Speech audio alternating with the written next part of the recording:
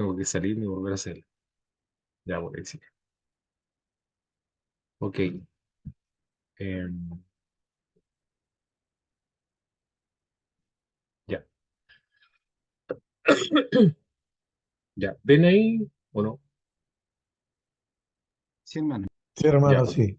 Ya listo, ahora sí. Ya. Bueno, como les dije, vamos a seguir con el estudio de Ezequiel capítulo 4. Ya. La semana pasada estudiamos em, una de las primeras profecías que Ezequiel realizó, ¿verdad? Y vamos a seguir estudiando esa misma profecía, ¿ya? Porque en la semana pasada estudiamos una parte de ella. ¿M? Bueno, haciendo un pequeño resumen del libro hasta acá, ¿ya? Los primeros tres capítulos del libro se basan principalmente en la visión que tiene Ezequiel de Dios, ¿cierto? De hecho, la visión que tiene Ezequiel de Dios termina al medio del capítulo 3 verso 15 creo que era. Y de ahí para adelante, la parte, digamos, que resta del capítulo 3 es básicamente lo que Dios le está diciendo a Ezequiel que iba a hacer, ¿verdad? Es como la visión que le da a Ezequiel, ¿cierto?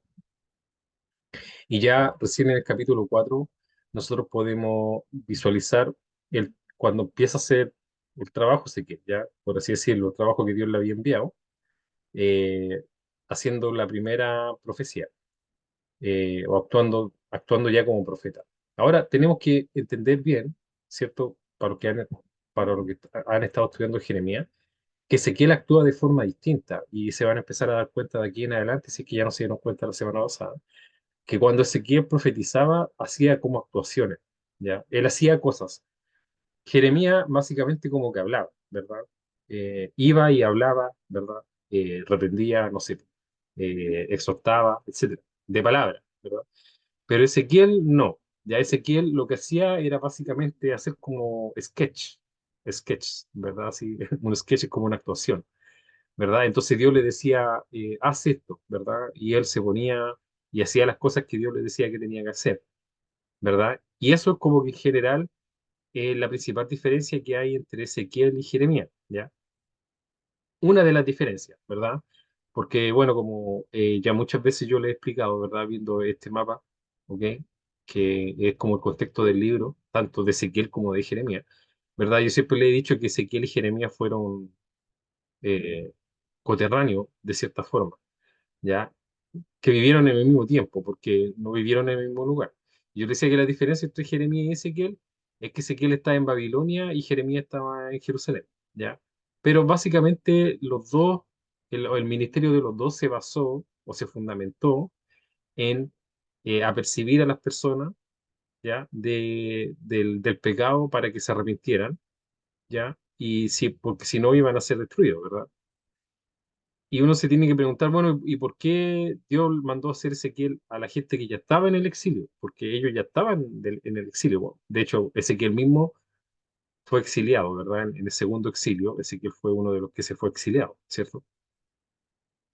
Y era porque ellos pensaban, aún estando en el exilio, ¿cierto? Que Dios lo iba a salvar de esa circunstancia en la que estaba, ¿ya? Entonces, aún estando en el exilio, ellos pensaban que Dios iba a obrar a favor de ellos, ¿verdad? Y Ezequiel fue enviado para ellos, para decirles que no, que eso no iba a ser así, ¿ya?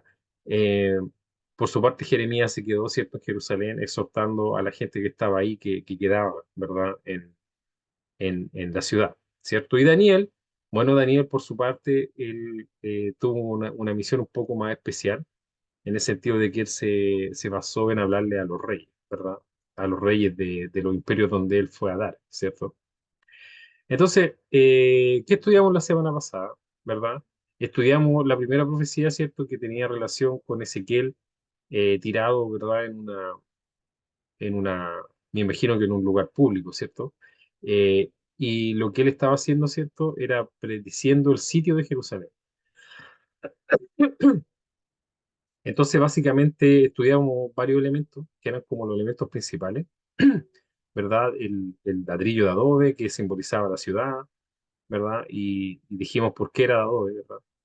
Era de adobe porque el adobe representa un material que más, digamos, que es más humilde, que es más débil, ¿verdad? Que el acero, que el mármol, obviamente, ¿verdad? Y eso es lo que representaba Jerusalén en realidad, ¿verdad? Porque la gente que vivía en Jerusalén la veía como una ciudad infranqueable, fuerte, pero a los ojos de Dios no era así, a los ojos de Dios era como adobe, ¿ya? Y Ezequiel dibujó, ¿cierto?, estas torres acá que simbolizaban básicamente el asedio que le iban a hacer a la ciudad, ¿verdad? Y la parte principal, ¿cierto?, que era como una placa de acero que Ezequiel colocó entre él y toda este dibujo que hizo, ¿verdad? Esta maqueta, por así decirlo, ¿verdad? Que simbolizaba básicamente que eh, como una barrera entre Dios y la circunstancia que estaba sucediendo, ¿verdad? Una barrera que no se podía franquear porque era de acero, ya era de fierro, ¿ok? Entonces el fierro se conoce por ser uno de los metales que se ocupan en construcción, un metal bastante resistente, ¿verdad? Que se ocupa para hacer aleaciones. El acero es distinto del fierro, para todo esto, dándole un tip, ¿verdad? Porque el acero es fierro con otros metales que lo hace más fuerte aún, ¿verdad? Eh, pero en ese tiempo no se conocía el acero, ¿cierto? Eh, pero se hacían estas placas de fierro, ¿ya? De fierro como tal, ¿cierto? Pero aún así era un metal muy resistente, más resistente que bronce, más resistente que el cobre, ¿verdad? Que eran los otros metales que en ese tiempo se ocupaban, ¿ya? Eh, bueno, entonces, eh, este fue como la maqueta que Dios le mandó a hacer a Ezequiel. Y aquí vemos la diferencia entre el ministerio de Ezequiel y el ministerio de Jeremías. El ministerio de Ezequiel se basaba como en actuaciones, ¿verdad? En sketch, como les decía yo. Más el de Jeremías no. ¿Ok? Entonces, bueno, vimos lo que era un asedio, ¿verdad? Y estuvimos hablando otro rato, que lo que era un asedio, para los que no conocían esa palabra, o a lo mejor la conocían, pero no sabían exactamente de qué se trataba. ¿Verdad? Y básicamente era rodear la ciudad y esperar que la ciudad se muriera, en el sentido de que pasaran hambre, sed, etcétera, ¿cierto? Eh, Le tienen enfermedades, todo un tema, ¿verdad? Entonces, bueno, vimos por qué el adobe era bueno, porque Jerusalén era de adobe, ¿verdad? Porque representaba fragilidad y vulnerabilidad, sencillez y humildad, ¿verdad? Que a los ojos de Dios era como Dios estaba viendo a Jerusalén delante de él. Distinto como ellos mismos la veían, ¿verdad? Las armas de asedio, ¿cierto? Simbolizaban la violencia y la fuerza y la destrucción que iba a venir sobre la ciudad, ¿cierto? Y después vimos que el hierro, ¿verdad? Representaba básicamente juicio, ¿ya? Vimos varias escrituras que hacían referencia al hierro, ¿verdad? En la Biblia. Entonces el hierro en la Biblia en general representa firmeza, juicio, etcétera, ¿ya? Ahora, por qué estamos estudiando esto? Porque eh, muchas de las cosas que aparecen en estos libros proféticos, ¿verdad? Tienen simbolismo, ¿verdad? Que a nosotros nos sirven después para interpretar cosas, ¿ya? O por ejemplo, cuando nos hablen de hierro, ¿ok? De adobe y cosas por el estilo, nosotros vamos a entender, ¿cierto? Que a qué se quiere, de qué está hablando, ¿verdad? ¿Ok? Por ejemplo, cuando se lee la escritura mano de hierro, ¿verdad? Eso uno después ya lo puede interpretar más o menos bien, ¿verdad? Teniendo en consideración estas cosas que aparecen en estos libros, ¿cierto? Entonces, ¿qué vamos a estudiar hoy día? Vamos a estudiar los versos 4 al 8, ¿ya? Del mismo Ezequiel capítulo 4. Dice, y tú te acostarás sobre tu lado izquierdo, bueno, después de todo lo que pasó, ¿verdad? Le dijo, y tú te acostarás sobre tu lado izquierdo y pondrás sobre él la maldad de la casa de Israel. El número de los días que duermas sobre él llevará sobre ti la maldad de ellos. Yo te he dado los años de su maldad por el número de los días, 390 días, y así llevarás tú la maldad de la casa de Israel. Cumplidos estos, te acostarás sobre tu lado derecho por segunda vez, y llevarás la maldad de la casa de Judá 40 días, día por año te lo he dado. Al asedio de Jerusalén afirmarás tu rostro, y descubierto tu brazo, profetizarás contra ella. Y aquí yo he puesto sobre ti ataduras, y no te volverás de un lado a otro hasta que hayas cumplido los días de tu asedio. ¿Ya? Entonces esto fue lo que Dios mandó hacer a Ezequiel, ¿ya? Entonces vemos que lo que Ezequiel tenía que hacer era básicamente una actuación, ¿verdad? Eh, una vez planteado este escenario o esta maqueta que él se hizo, ¿cierto? Él básicamente lo que tenía que hacer era estar acostado sobre un lado por muchos días, ¿verdad? Por ejemplo, acá dijo 390 días sobre, eh, sobre el lado izquierdo, ¿verdad? 390 días, eso es más de un año, ¿ya? Es como un año y un mes. Entonces, Ezequiel estuvo, para que ustedes se hagan una idea de esto, ¿ya? Un año y un mes acostado sobre su lado izquierdo, ¿ya? ¿Ok?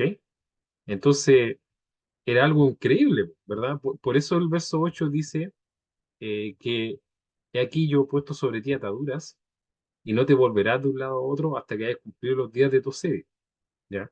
Entonces, él iba a tener que estar haciendo esto un año y tanto, ¿verdad?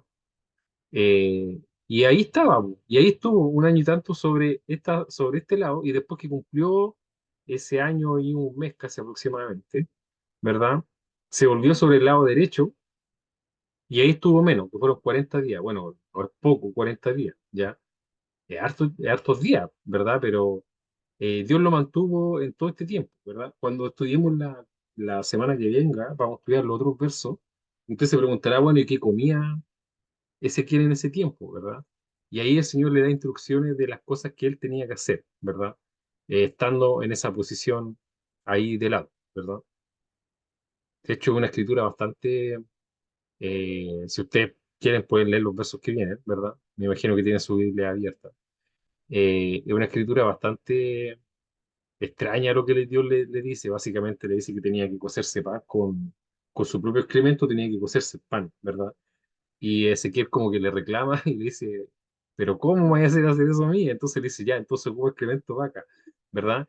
Y todo eso simbolizaba básicamente, bueno, no quiero hacer un spoiler, pero básicamente estaba simbolizando la decadencia, ¿verdad? Y la pudredumbre, ¿verdad? De moralmente lo que representaba el pueblo en ese tiempo, ¿verdad? Para Dios, visto al ojo de Dios. Y eso nos sirve a nosotros como para entender un poco, ¿verdad? ¿Qué es lo que Dios siente con respecto al pecado? Eh, Porque a veces o muchas veces nosotros no le tomamos mucho peso a lo que es, por ejemplo, vivir de una forma contraria a lo que Dios manda o cómo Dios te mira, ¿verdad? Eh, pero sí podemos tomarle el peso a lo que significa, ¿verdad? Cocinar con excremento de vaca, ¿verdad? Yo creo que nadie en sus cabales acá, y en ningún lado, ¿verdad?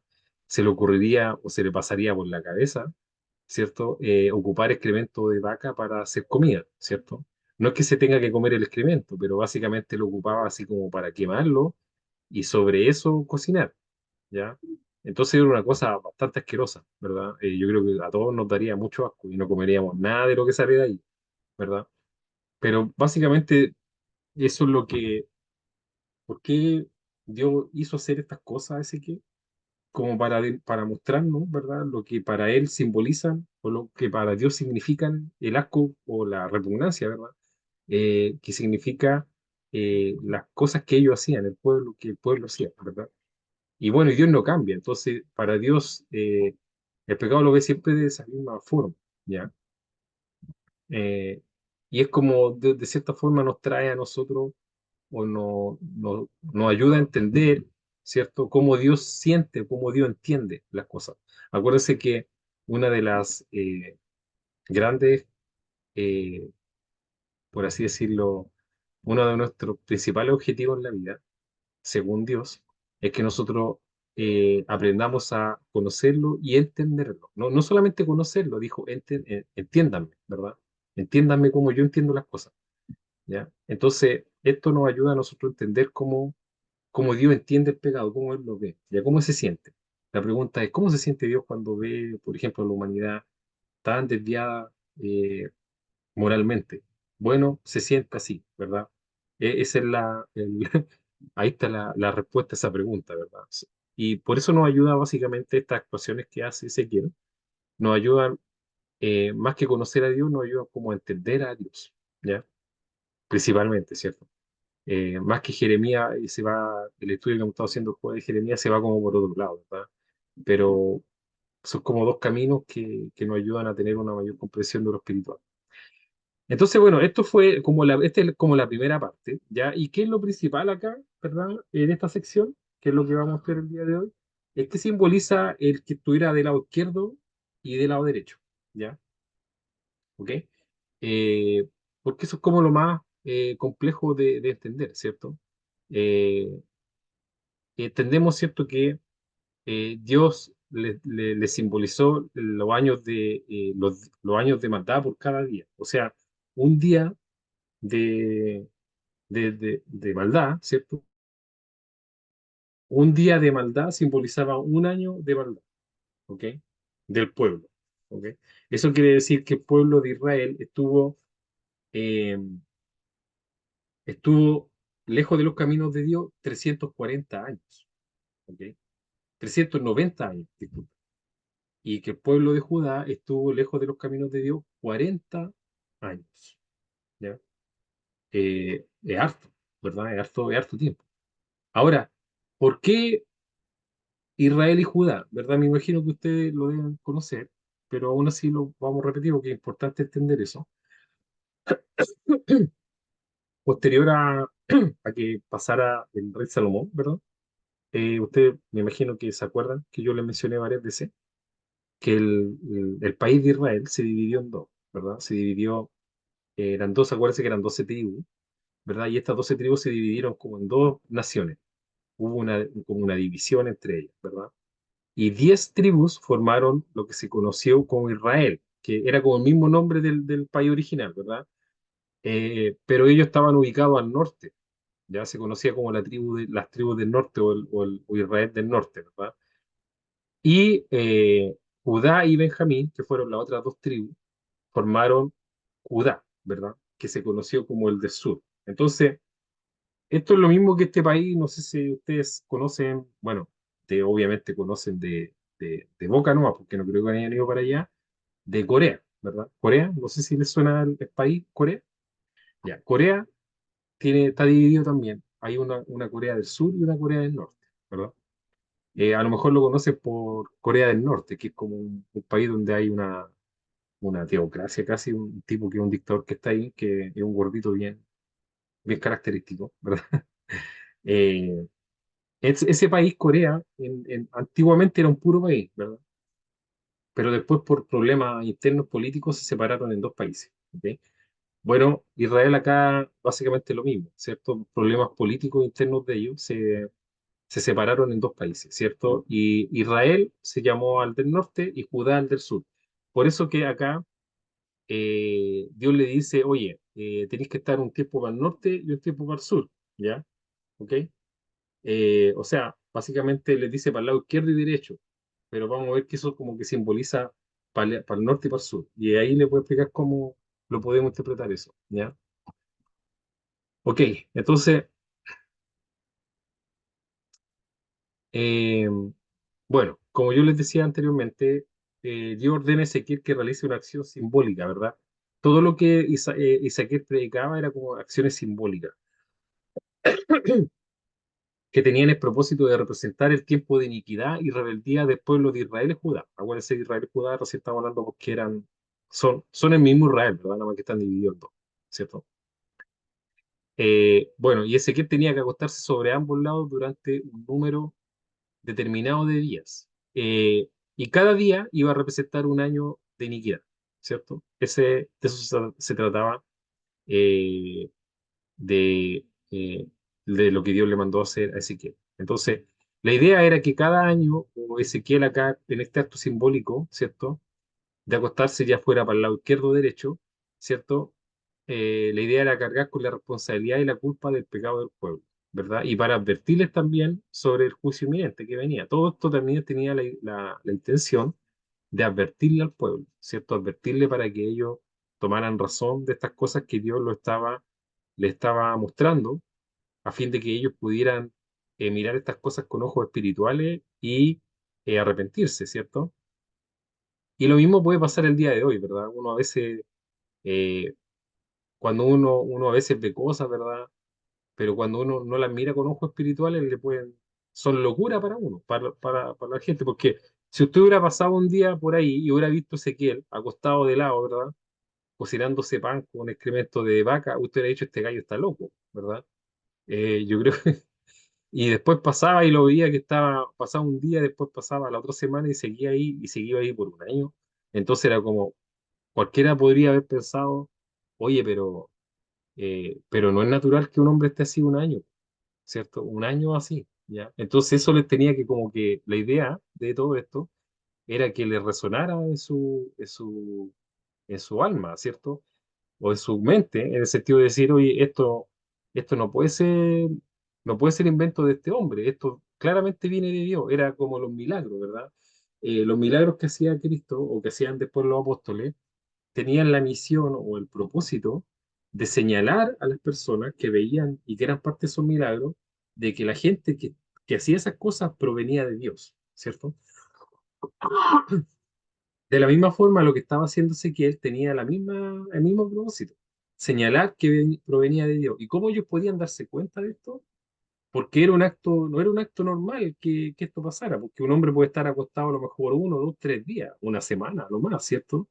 Pero ya después, naturalmente, no puede ser que este hombre siga ahí, ¿verdad? Y al final, como la escritura dice, Dios lo amarró, le puso amarras, ¿verdad? En el sentido de que Dios lo dejó ahí y ni siquiera él podía moverse, ¿ya? Entonces, todo esto les tenía que resonar a ellos y si lo veían, digamos, con ojos espirituales, ¿verdad? Debieron haberse dado cuenta de que esto provenía de Dios y de que Dios estaba mostrándole algo ahí a ellos. Pero lamentablemente no se dieron cuenta. ¿Y por qué? Porque no veían las cosas con ojos espirituales, ¿verdad? Era como cuando que Jesús les decía, oye, ustedes son ciegos, ¿verdad? Son ciegos y sordos. Eh, pero ellos no es que no tuvieran vista ni pudieran escuchar. De hecho, tenían vista y podían escuchar. Lo que pasa es que eran ciegos y sordos espirituales, ¿ya? Eran ciegos y sordos espirituales, ¿verdad? Entonces, también hay otra parte de la escritura que dice que el Dios de este mundo ha cegado el entendimiento de lo incrédulo, ¿cierto? Porque para lo incrédulo todas las cosas espirituales son locuras, ¿verdad? Sí, toca que están locos, ¿verdad? Porque no tienen, digamos, la percepción espiritual para ver estas cosas. Y a nosotros también esto que estamos estudiando el día de hoy nos enseña que a veces Dios habla de forma un poco misteriosa, ¿verdad? Pero misteriosas para los que eh, no tienen, digamos, los sentidos espirituales despiertos, ¿ya? Entonces, un trabajo de nosotros también es siempre tener los sentidos espirituales despiertos y como yo les decía, estar apercibido de los tiempos, o sea, entender en qué tiempo estamos viviendo, ¿verdad? Yo, ustedes me decís, sí, estamos viviendo en el año 2023, ¿verdad? O 2024, no sé, ¿verdad? Pero nos referimos al hecho de tener los sentidos despiertos en lo espiritual, ¿verdad? Ver cómo está el mundo, ¿verdad? Y eso nos ayuda como para poder estar atentos a las cosas, ¿cierto? Atentos a los engaños, etcétera, ¿verdad? Eso es súper importante que lo desarrollemos, ¿verdad? Lamentablemente, las personas de este tiempo no tenían esto desarrollado, o si lo tuvieron le atrofió, ¿verdad? Por el hecho de vivir constantemente en el pecado, ¿cierto? Y alejado de Dios, ¿cierto? ¿Ok? Ahora, ¿por qué acostado, verdad? ¿Por qué Dios lo hizo acostarse a Ezequiel? Bueno, podemos interpretarlo a lo mejor, ¿verdad? De que el hecho de estar acostado prolongadamente simbolice la indiferencia espiritual y la falta de vigilancia del pueblo, ¿verdad? Porque en la escritura muchas veces el dormir, ¿verdad?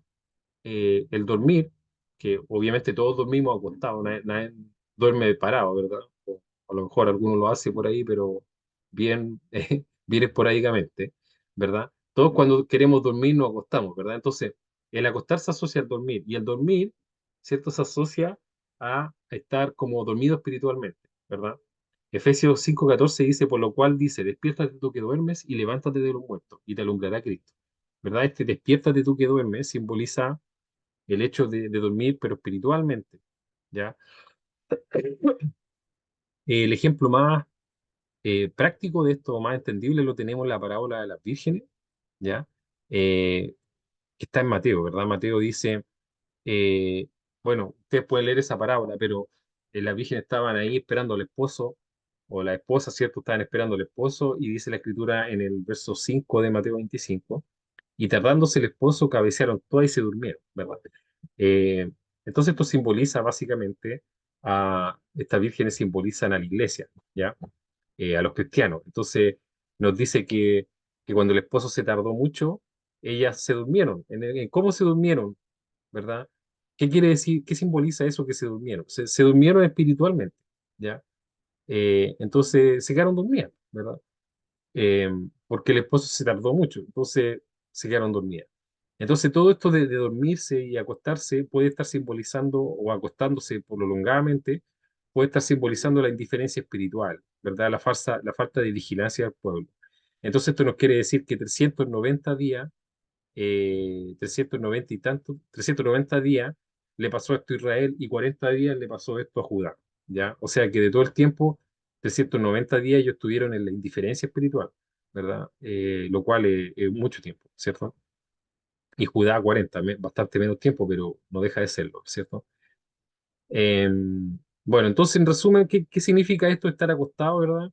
Dios le echa en cara los años que ellos estuvieron apartados de sus caminos, viviendo en idolatría y pecado. Básicamente simboliza eso, ¿ya?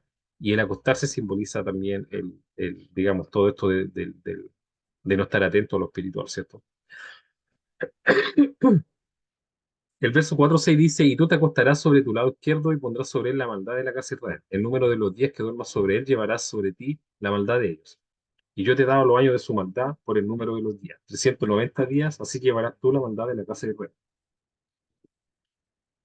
Es cierto que se está refiriendo a Israel, al reino del norte. Como yo les dije en un principio, después de la muerte de Salomón, el reino de Israel se dividió en dos. ¿Cierto? El reino del norte, compuesto por las 10 tribus del norte, y el reino del sur, Judá y Benjamín, ¿verdad? Entonces, ¿por qué tenía que ajustarse para un lado y después para el otro lado? Porque eran los juicios para Israel y después era el juicio para Judá, ¿ya? ¿Ok? Ahora, ¿qué significa esto de acostarse del lado izquierdo y derecho? Porque uno puede decir sí, pero Israel estaba al norte, ¿ya? Y Judá estaba para el sur, ¿ya? ¿Y por qué lo hace? ¿No hubiera sido digamos, más común que se acostara como para el norte, ¿ya? Eh, entonces, ¿esto cómo lo podemos interpretar, verdad? Lo podemos interpretar juntando como varias cosas, ¿ya? Bueno, en lo espiritual o en la antigüedad, pero principalmente en lo espiritual, la orientación este-oeste es importante, es como simbólica, ¿ya? La orientación este-oeste es la ruta que recorre el sol, ¿cierto? Porque ¿de dónde sale el sol? Sale del este. ¿Y dónde se esconde el sol? Se esconde en el oeste, ¿verdad?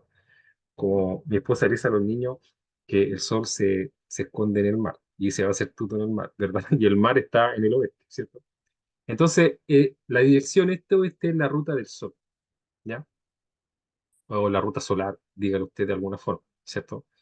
Y hay varias escrituras que nos hablan de esto, ¿ya? Eh, Dios siempre como que a veces nos representa las cosas en direcciones de puntos cardinales, ¿ya? Y por ejemplo, tenemos esta escritura en Mateo 24-27 que dice, porque así como el relámpago sale del oriente y brilla hasta el occidente, así será la venida del Hijo del Hombre. El oriente en este caso simboliza el este, ¿verdad? ¿Y cómo usted lo puede saber? Por los países orientales, pues China, esos países están todos para allá, de la cordillera para allá, ¿verdad?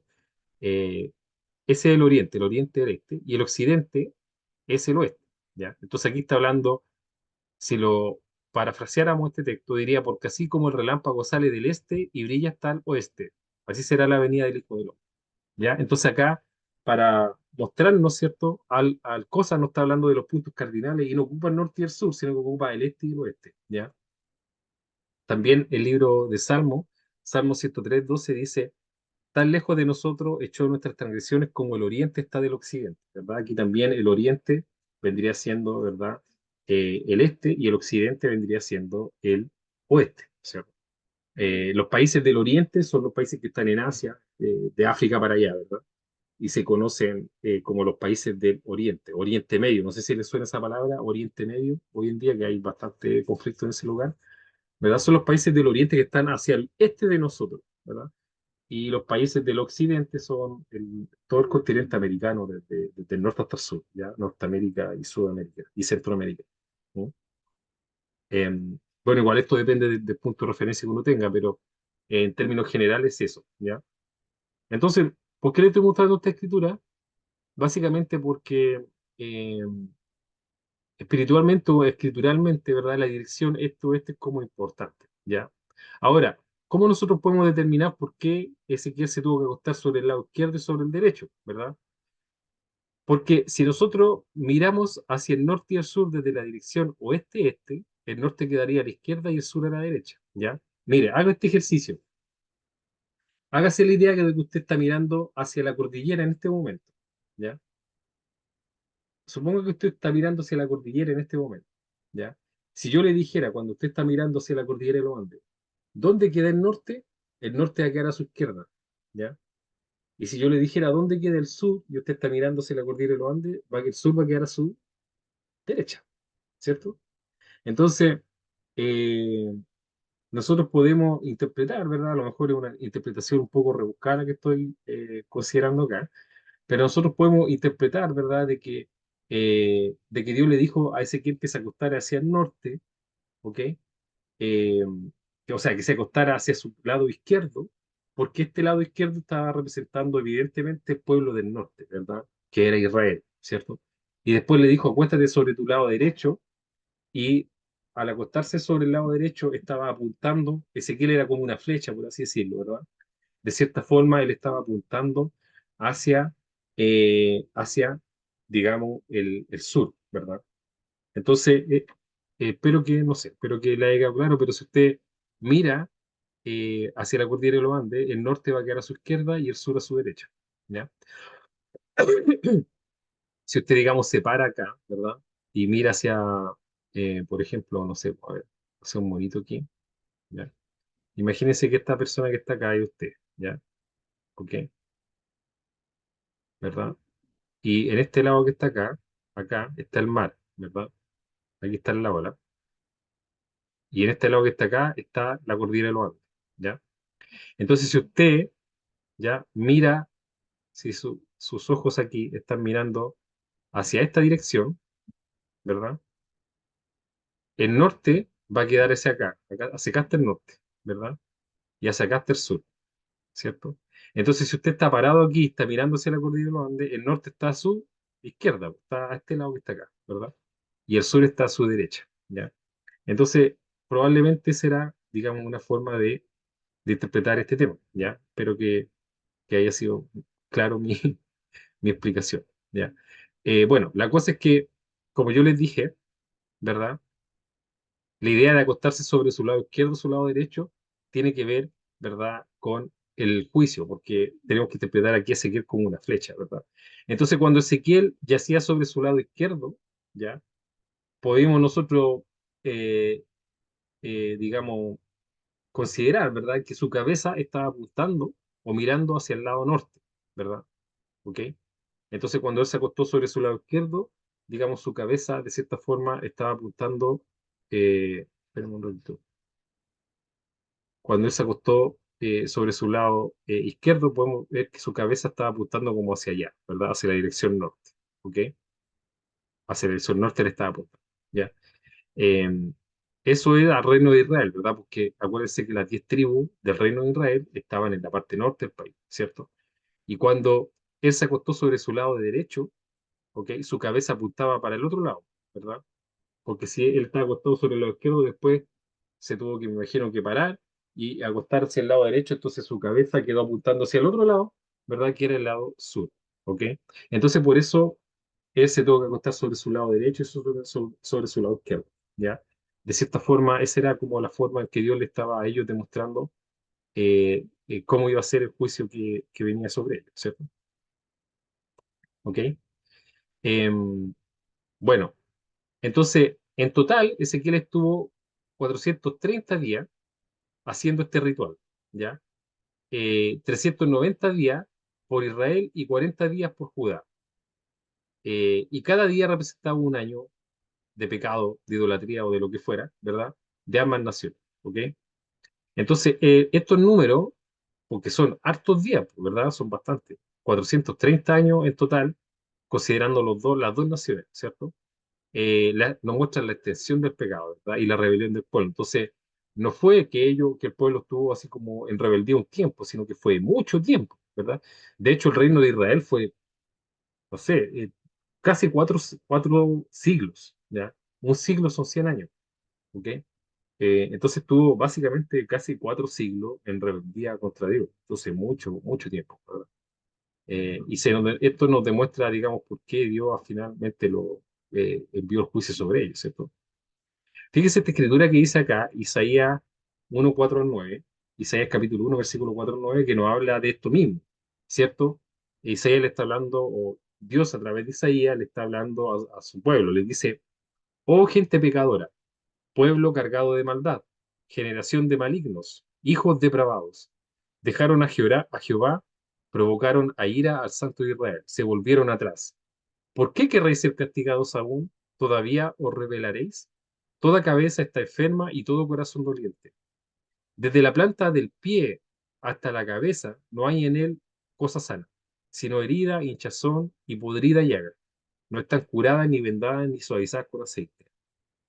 Vuestra tierra está destruida, vuestras ciudades puestas a fuego, vuestra tierra delante de vosotros comida por extranjeros, y asolada como asolamiento de extraños.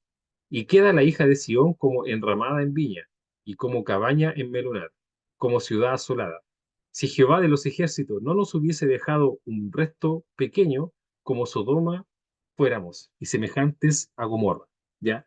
Fíjense esta escritura nos muestra básicamente la gravedad moral que tenía el pueblo en estos tiempos, ¿ya? Yo aquí lo que hice fue subrayar esta escritura, que el versículo 6 que es como el más potente de todo, que nos dice, desde la planta del pie hasta la cabeza no hay en él cosa sana, ¿ya? Sino herida, hinchazón y podrida llaga. No están curadas, ni vendadas, ni suavizadas con aceite. ¿Qué quiere decir esto? Que básicamente el pueblo no había nada bueno, no quedaba nada, ¿ya? Y aquí Dios lo simboliza, oye, desde el pie, ¿ok?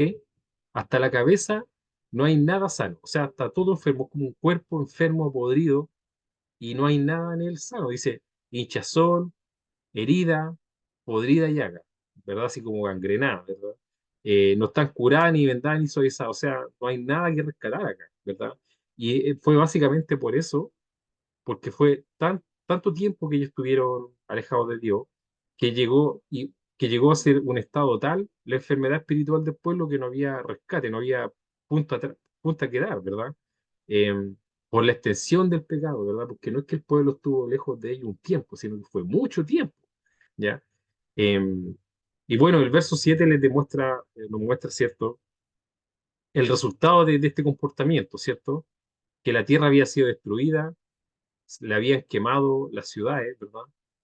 Eh, Vuestra tierra delante de vosotros comida por extranjeros, quiere decir que básicamente los pueblos extranjeros lo invadieron y se quedaron ellos con las cosas, ¿verdad? Y asolados, ¿verdad? Y lo único que queda, dice, es la hija de Sión, esto es Jerusalén, ¿verdad? Dice como enramada en viña y como cabaña en melonar, como ciudad asolada. O sea, lo único que daba era Jerusalén, ¿ya? Era como una cabaña que está al medio de un desolamiento, ¿verdad? Y dice que si Jehová no hubiese dejado un resto pequeño, como Sodoma fuéramos, semejante a Gomorra. O sea, por, por misericordia, Jehová como que dejó un remanente, ¿ya? Un remanente de personas que no se habían contaminado con esta idolatría, con este pecado y con esta pudredumbre moral, ¿verdad? Porque si no, hubieran sido como Sodoma y Gomorra, o sea, hubieran sido destruidos completamente, ¿ya? Pero Jehová por misericordia dejó un remanente de personas que no se lograron contaminar con esto, ¿verdad? Con toda esta pudredumbre moral, ¿cierto? Y eso queda básicamente demostrado cuando Isaías le alega a Dios de que a él lo estaban persiguiendo y lo iban a matar, y el Señor le dice, no, yo me he reservado 7.000 hombres que no han doblado su rodilla ante Baal, ¿verdad? Y esos 7.000 eran lo único, ¿verdad? Sanos dentro de todo el pueblo, ¿cierto? Entonces era un remanente pequeño y por eso dice acá que si no hubiera sido porque Dios nos dejó ese remanente, hubiera sido destruido completamente, ¿verdad? Entonces, esto de los remanentes es una verdad que se cumple siempre en la Escritura. Por ejemplo, el primer remanente lo tenemos para el tiempo de Noé. En ese tiempo fueron 8 personas, ¿verdad? Las que se salvaron, ¿ya? Porque no había nada más que salvar en ese tiempo. 8 personas de todo el mundo, ¿verdad? Era una cosa increíble. Después tenemos Sodoma y Gomorra, ¿verdad? Que se salvaron tres en esa ocasión, ¿cierto? Y después tenemos la destrucción de Jerusalén, ¿verdad? Que por lo que nos dice Isaías fueron 7.000 hombres, a lo mejor familia haya sido más entre mujeres y niños, ¿verdad? Pero hombres eran 7.000, ¿verdad? Que no habían doblado su rodilla ante Baal, o sea, que estaban libres de la corrupción y de idolatría que había en ese tiempo, ¿verdad? Y si nosotros entendemos, ¿cierto? Que al final de los tiempos, cuando el tiempo final de este mundo y de este orden de cosas se acerque, va a ser lo mismo, va a ser un remanente, ¿verdad? Y la idea de nosotros es estar dentro de ese remanente, ¿cierto? Entonces, esa idea del remanente es un concepto que también se repite mucho en la escritura, ¿ya? ¿Ok? Entonces, bueno, finalmente le dice, al asedio de Jerusalén afirmarás tu rostro y descubierto tu brazo, profetizarás contra ella, y aquí he puesto sobre ti ataduras y no volverás de un lado a otro hasta que hayas cumplido los días de tu sedio, ¿verdad? Entonces, ¿qué hacía Ezequiel cuando estaba acostado? Porque dice, ¿qué hacía Ezequiel acostado tanto tiempo? ¿Verdad? Profetizaba, ¿ya? Como dice la escritura, al asedio de Jerusalén afirmarás tu rostro y descubierto tu brazo profetizarás contra ella, ¿verdad? Eso es lo que estaba haciendo por casi un año y medio, acostado de lado, Ezequiel profetizaba, a brazo descubierto, haciendo este movimiento así como cuando usted lanza una piedra, ¿verdad? Lanza una piedra, ahora haga como que lanza una piedra, ese movimiento así como a brazo descubierto, profetizando, ese brazo descubierto simboliza autoridad, ¿verdad? Entonces, eh, demuestra el fuerte brazo del juicio, ¿verdad? De Dios contra Jerusalén. Estaría activo sin nadie que lo detenga. Entonces, todo este tiempo estuvo el brazo de Ezequiel representando el brazo de Dios, profetizando contra estas ciudades, ¿verdad? Profetizando contra la ciudad y contra el pueblo para que, bueno, para que tomaran escarmiento, ¿verdad? Finalmente no pasó nada, ¿cierto? Pero bueno, al menos se hizo. Dice tu brazo derecho, el más fuerte y el más listo para actuar, estará descubierto, desnudo y extendido, como si estuviera listo para herir y matar. ¿Verdad? Es básicamente el juicio de Dios aplicándose sobre la gente, sobre el pueblo, ¿verdad? Ahora, para que Ezequiel pudiera cumplir a cabalidad con la profecía, Dios puso ataduras sobre él que le impidieron moverse con libertad. Entonces acá tenemos esta acción que Dios hace sobre Ezequiel, que le impide moverse, pero esto debió haber sido una señal para ellos, para que ellos pudieran haberse dado cuenta de que no era normal que un hombre estuviera tanto tiempo en esa posición, ¿cierto? Eh, entonces, si a lo mejor ellos hubieran tenido un poco de ojos espirituales para ver estas cosas, se hubieran podido haber dado cuenta, ¿ya? O no sé si se dieron cuenta o si hubo alguno que se dio cuenta, ¿verdad? Pero de cierta forma eso iba a ser también una señal para ellos, ¿ya? Eh, bueno, entonces estas cosas que parecían ser negativas equiparon a Ezequiel para que pudiera cumplir con la voluntad de Dios para hacer estas cosas, ¿ya? Entonces, esos son como los versos 4 al 8 que hemos estudiado, ¿verdad? La próxima clase vamos a estudiar los versículos 9 al 13, se los voy a leer, son parte de la misma profecía, ¿ya? No nos hemos cambiado de profecía, es la misma, es la primera profecía, esta es la misma profecía. Dice así, dice... Y tú toma para ti trigo, cebada, habas, lenteja, milo y avena, y ponlo en una vasija. Y hazte pan de ellos el número de los días que te acuestes sobre tu lado. 390 días comerás de él. La comida que comerás será de peso de 20 siglos al día. De tiempo en tiempo lo comerás, y beberás agua por medida, la sexta parte de un hin, de tiempo en tiempo la beberás. Y comerás pan de cebada cocido debajo de ceniza y lo cocerás a la vista de ellos al fuego de excremento humano. Y dijo Jehová, así comerán los hijos de Israel su pan inmundo entre las naciones donde yo los arrojé. ¿Verdad? Entonces, voy aquí a agregar a esta parte, voy a agregar la parte donde Ezequiel le dice que por favor le ruega a Ezequiel a Dios que por favor no lo haga hacer eso, ¿ya? ¿Qué cosa? Esto, ¿ya? Comer pan quemado, digamos, o cocido a fuego de excremento humano, ¿ya?